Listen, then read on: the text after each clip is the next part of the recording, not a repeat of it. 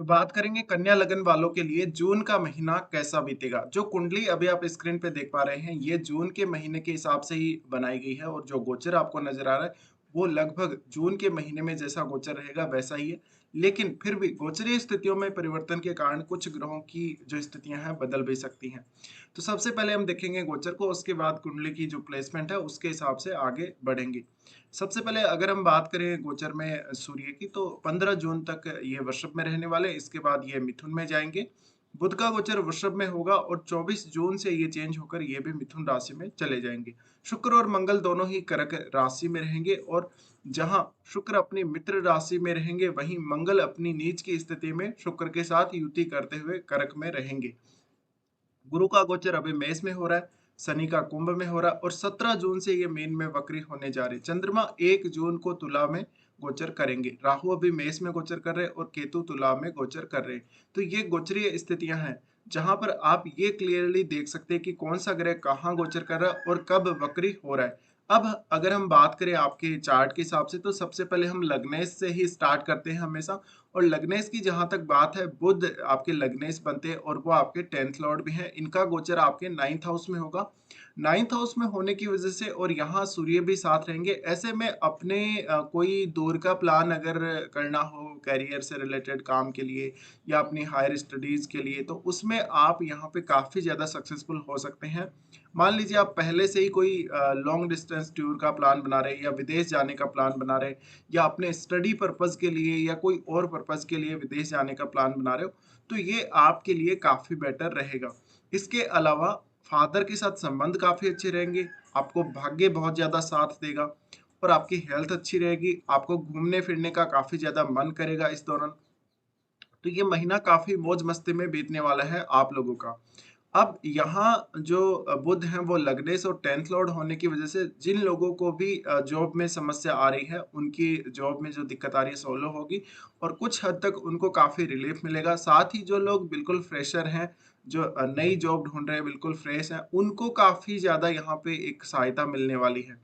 तो करियर के मामले में आप काफी लकी भी रहने वाले हैं क्योंकि भाग्य स्थान पे गोचर हो रहा है। इस वजह से भाग्य भी आपका कहीं ना कहीं साथ देगा। और देखा जाए तो ये स्थिति में उन लोगों के लिए ज्यादा अच्छी स्थिति बनेगी जो लोग विदेश में रह रहे हैं और विदेश में अपना कोई जॉब कर रहे हैं या जो लोग अपने स्टेट को छोड़कर किसी दूसरे स्टेट में जाके जॉब कर रहे हैं।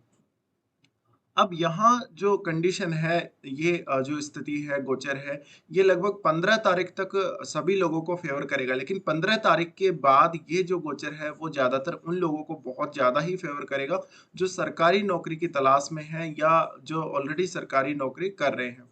अब यहाँ बुध है वो चेंज होंगे और 24 तारीख के बाद वो जा रहे हैं 10th हाउस में। 10th हाउस में जाने से करियर के लिए और भी अच्छा समय हो जाएगा आप लोगों के लिए। तो करियर में एक अच्छी संभावना आप तलाश सकते हैं। ये महीना करियर के दृष्टिकोण से देखा जाए या विदेश यात्रा के दृष्टिकोण से देखा जाए तो काफी अच्छा नजर आता है। अब हम आगे बढ़ेंगे और बात करेंगे शुक्र के बारे में। शुक्र देखिए यहाँ पे सेकंड लॉर्ड है और शुक्र 9th हाउस के विषय में।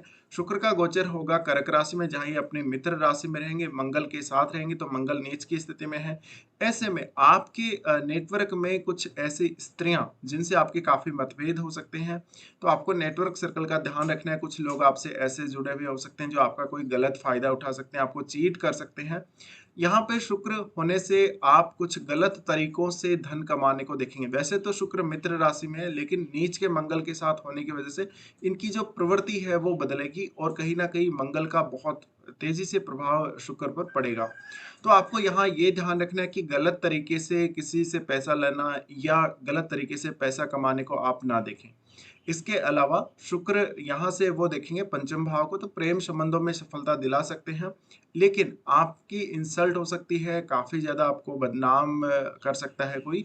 इस प्रकार के चांसेस बन सकते हैं। अब यहाँ जो पंचम भाव है वो संतान का घर भी है, तो ऐसे में संतान के साथ आपकी जो लगाव है, जो आपका उनसे अटैचमेंट है, काफी ज्यादा रहने वाली है।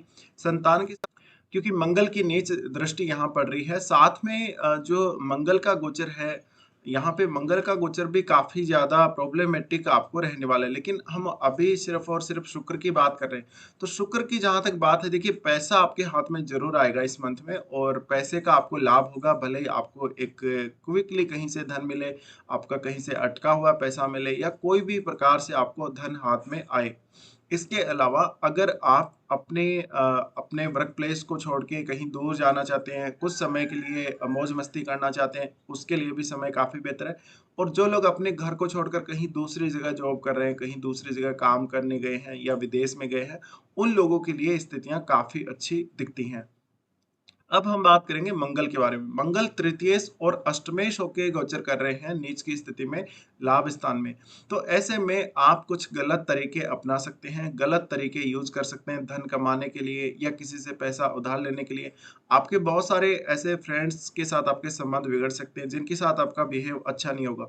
तो कोशिश करें अपने नेटवर्क के लोगों के साथ काफ़ी अच्छे से बिहेव करें, उनकी समस्याओं को समझें, उनके साथ बहुत अच्छे से आप पेश आएँ तो ज़्यादा बेहतर है। अब मंगल यहाँ से वो देख रहे हैं क्योंकि वाणी स्थान को देखने से आप किसी भी बात पर प्रतिक्रिया बहुत जल्दी दे देंगे, आपको गुस्सा जल्दी आएगा, आपकी वाणी काफ़ी ज़्यादा कटु हो सकती है, यहाँ तक कि आप किसी को गाली-गलौज भी कर सकते हैं। तो मंगल की ये नीच दृष्टि पड़ने की वजह से फैमिली के साथ भी आपके रिश्ते बिगड़ने के चांसेस हैं, फैमिली के साथ थोड़ा-सा बना के चलिएगा। साथ में इस नीच दृष्टि की वजह से आपको खान-पान में कुछ उतार-चढ़ाव देखने को मिल सकते हैं। आप बहुत ज़्यादा तला-भुना खाना या फिर नॉन-वेज ट्राई करेंगे इस मंथ के दौरान। तो आप इनको अगर अवॉइड करते हैं, आपके लिए काफ़ी अच्छा रहेगा। अब मंगल क्योंकि पंचम को तो वो देख रहे हैं, वो आपके छठे घर को भी देख रहे हैं। छठे घर को देखने की वजह से यहाँ पर आपके कार्य क्षेत्र में जितनी भी प्रकार की प्रॉब्लम्स आ रही हैं, आपको जो भी मुसीबतें आ रही हैं अपने वर्क प्लेस पे, उनको कहीं न कहीं आप काफ़ी अच्छे से सुलझा लेंगे। तो मंगल का गोचर कुछ मामलों में आपके लिए अच्छा भी रहेगा, तो कुछ मामलों में वो आपके लिए खराब भी रहेगा। मंगल यहाँ पे अष्टमेश भी है, तो अष्टमेश होने की वजह से वो धन संबंधी स्थितियों में काफ़ी ज़्यादा उतार-चढ़ाव देंगे और काफ़ी फ़ास्ट देंगे। इसके बाद हम गुरु के बारे में बात करेंगे। गुरु 4th लॉर्ड और 7th लॉर्ड होके आपके अष्टम में गोचर कर रहे हैं। तो जीवन साथी की जो फैमिली है, उनकी तरफ से आपको कोई विशेष धन लाभ या इस प्रकार का कोई लाभ हो सकता है। देखा जाए तो ये स्थिति में थोड़े बहुत मतभेद नज़र आते हैं। जब तक यहाँ गुरु चांडाल दोष बन रहे हैं, तब तक आपको मतभेद रह सकते हैं अपने इन-लॉज़ के साथ। अब यहाँ जो कंडीशन बन रही है 7th लॉर्ड और 4th लॉर्ड होके गुरु आ रहे राहु के साथ, तो ऐसे में घर परिवार के लिए और अपने जीवन साथी के लिए बहुत ज़्यादा खर्चे हो सकते हैं आप लोगों की, तो आपको अपने खर्चों को कंट्रोल करना होगा। इसके अलावा जो लोग अभी कोई रिसर्च के कार्य से जुड़े हैं, कोई अकल्ट के कार्य से जुड़े हैं और वो उस कार्य की वजह से कोई लॉन्ग डिस्टेंस टूर करना चाहते हैं, कहीं जाना चाहते हैं, घूमने-फिरने जाना चाहते हैं, किसी भी ऐसे काम के लिए, तो वो ट्यूर कर सकते हैं। अब यहाँ इन दोनों की ही दृष्टि क्योंकि 12वें भाव पे पड़ रही है, 12वें भाव पे पड़ने से यहाँ पे आपके विदेश जाने के चांसेस कोई रिसर्च पर्पज़ के लिए बन सकते हैं। इसके अलावा इनकी जो दृष्टि है गुरु की और राहु दोनों की ही दृष्टि पड़ रही है आपके 2nd हाउस में। इस वजह से धन संबंधी स्थितियों में काफ़ी बड़ा उतार-चढ़ाव इस मंथ में आपको देखने को मिल सकता है। साथ में ये चौथे घर को भी देख रहे हैं तो माताजी की सेहत खराब हो सकती है। घर परिवार वालों के साथ काफ़ी ज़्यादा मतभेद रह सकते हैं। आप थोड़े इगोइस्टिक रह सकते हैं उनके साथ और आपका जो बिहेव है वो गलत हो सकता है। इसके अलावा कोई प्रॉपर्टी संबंधी मामले में आपको कोई बड़ा खर्चा करना पड़ सकता है। इसके बाद हम देखेंगे यहाँ शनि के गोचर को। शनि जो कि पंचमेश और छठे घर के स्वामी होकर ये गोचर कर रहे हैं कुंभ में। कुंभ का जो शनि है वो आपको मेहनत का फल ज़रूर देगा, लेकिन वो हार्ड वर्क भी पूरा-पूरा करवाएगा। बट यहाँ जो शनि है वक्री स्थिति में आ रहे हैं और वक्री स्थिति में आने से वो मीन में वक्री हो रहे हैं 17 जून से। ऐसे में कुछ मामलों में आपको राहत मिलेगी, जहाँ पर भी आपको काफ़ी सारी समस्याएँ आ रही थी, कोर्ट केस में उलझे हुए थे या किसी से कोई विवाद चल रहा था या कोई और प्रकार की ऐसी दिक्कत आ रही थी, तो उन मामलों में अब आप वहाँ से निकलेंगे, थोड़ा आपको रिलीफ मिलेगा।